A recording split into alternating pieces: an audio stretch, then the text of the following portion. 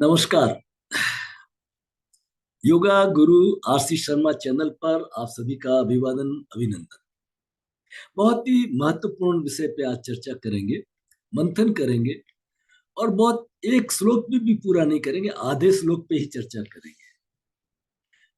बात यह है कि शास्त्र को कैसे समझा जाए। सारा अनर्थ इसी से हो रहा है। जिसकी जितनी बुद्धि का स्तर है ना, एक हमारे यहाँ कहानी में समझाते हैं ना, एक पेड़ के ऊपर एक चिड़िया बोल रही थी। तो वो ठेले वाला जा रहा था, उसको पूछे क्या बोली, अरे साफ है, आलू मूली अदरक। सब्जी वाला था वो। जितने में एक मुल्ला जी आ गए, मुल्ला जी ये क्या बोल रही है, तो मुल्ला जी बोले साईं तेरी कुदरत। पंडित जी आ गए, पंडित जी ये क्या बोल रही है, राम लक्ष्मण दशरथ। तो ये अर्थ हमने अपनी अपनी बुद्धि के अनुसार ले लिए हैं और फिर बहुत बड़ा विवाद करते हैं।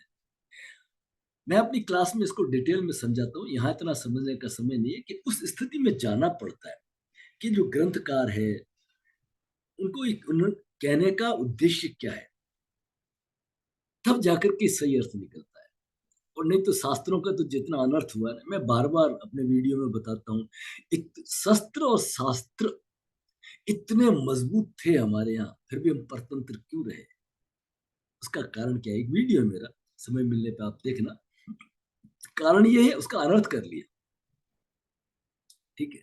तो आज हम एक श्लोक लेंगे, वर्ष लेंगे 59, और उसका भी आधा लेंगे, पूरा नहीं, ठीक है ना। तो वो है, उसका अन्वय मैं पेश करता प्रस्तुत करता हूं। निर्गमे वामा शुभा भवति, प्रवेशे च दक्षिणा शुभा भवति। घर से जाए चंद्र में जाए, और घर में आए तो सूर्य में आए। बस इतना सही श्लोक है। तो ये क्या मीनिंग है भाई, घर से जाए चंद्र में, और घर घर में वापस आए तो सूर्य में। देखिए, ये सनातन इतना रिच है, और अनफॉर्चुनेटली हमारे जैसे लोगों के हाथ में आने से इट लॉस्ट इट्स वैल्यू। मैं बार बार दोहराता रहना हूं, when knowledge falls in weak hands it loses its value. क्या से क्या कर दिया इस स्वरयोग का, तो सब ग्रंथों का। कोई सरसों उछाल रहा है, कोई क्या कर रहा है, कोई पैर पटक रहा है ना, बड़ा इधर उधर हो रहा है। और हकीकत यह है, जब आप सही बात कहने की कोशिश करोगे ना, तो लोग स्वीकार ही नहीं करते, क्योंकि 99% लोग पहले ऐसे कह गए हैं। आप उसके विरुद्ध में कह रहे, मैं नहीं कह रहा विरुद्ध में। मैं तो आपके सामने शास्त्र रख रहा हूं, और आप स्वयं मंथन करें। शिव स्वरोदय एक आर्ट ऑफ लिविंग है। हर जीवन के एक एक तरीके के ऊपर उसमें प्रकाश डाला है। आप सवेरे से लेकर रात सोने तक पूरा जीवन का टाइम टेबल, लौकिक एंड पारलौकिक। कुछ ग्रंथ ज्यादातर है हमारे पारलौकिक मोक्ष वैराग्य के ऊपर बात करते हैं, लेकिन शिव स्वरूप दोनों पे बात करता है।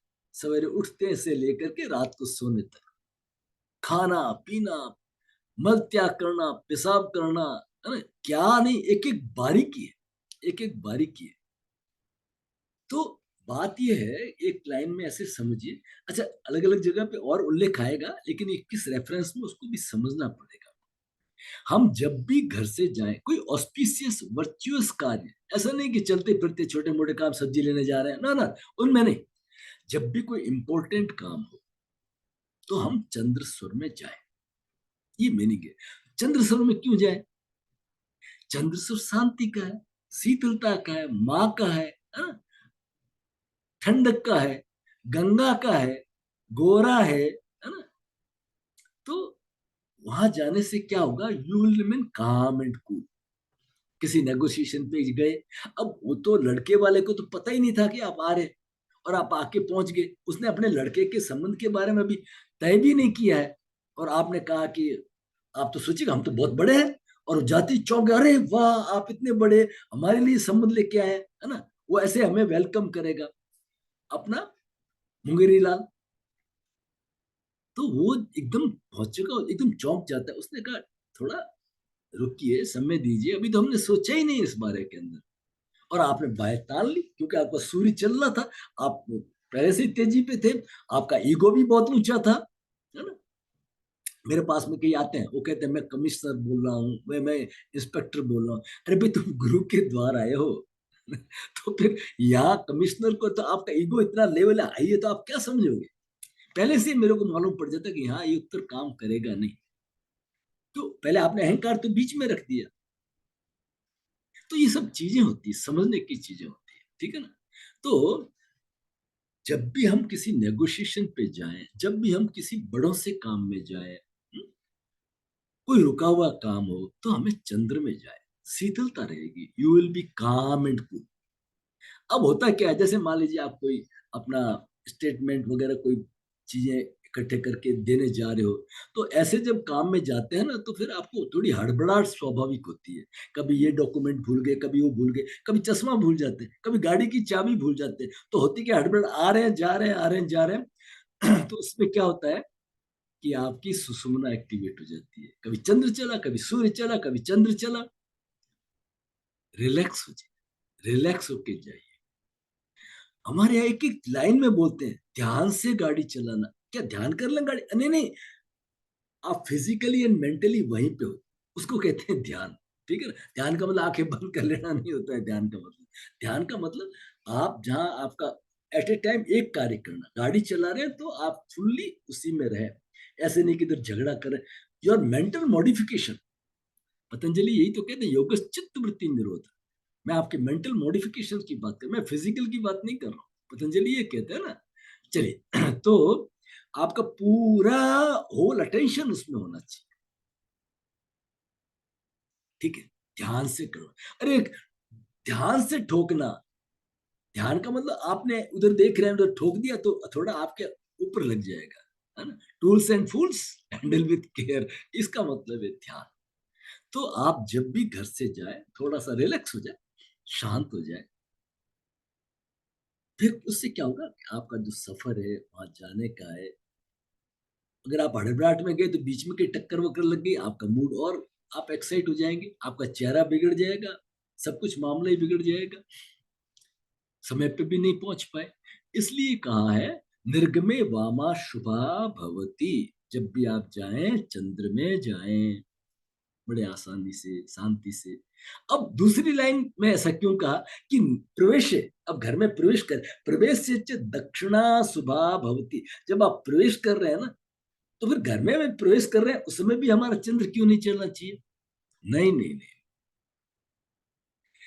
घर में जब आप प्रवेश करते हैं, इसके विज्ञान को समझिए, उसकी बारीकी को समझिए। घर में जब आप प्रवेश करते हैं, you should be full of energy. आपके चेहरे पे एक अलग मुस्कान होनी चाहिए, खुशी होनी चाहिए, एक आनंद होना चाहिए। आप एक बड़े आनंद के माहौल में आ रहे हैं। अभी तो बहुत छोटा परिवार हो गया, पहले बड़े परिवार होते थे ना, तो खूब सारे बच्चे होते थे, हम छोटे छोटे बच्चे होते थे, हम अपने हेड को देखते थे, हमारा हेड जो मुख्य है वो कैसे प्रवेश कर रहे हैं। अगर वो दुखी है तो हम इधर उधर छुप जाते थे कि आज कोई पिटाई विटाई हो जाएगी, ठीक है ना? और वो खुश होते थे तो हम भी पास में जाते थे, आज कुछ अच्छी चीज लाए होंगे, आज कुछ स्नेह मिलेगा, आज कुछ प्रेम मिलेगा, ठीक है ना? तो आपका जो चेहरा है, आपकी जो एनर्जी है, उसका जो रिफ्लेक्शन है ना, पूरे परिवार को प्रभावित करता है।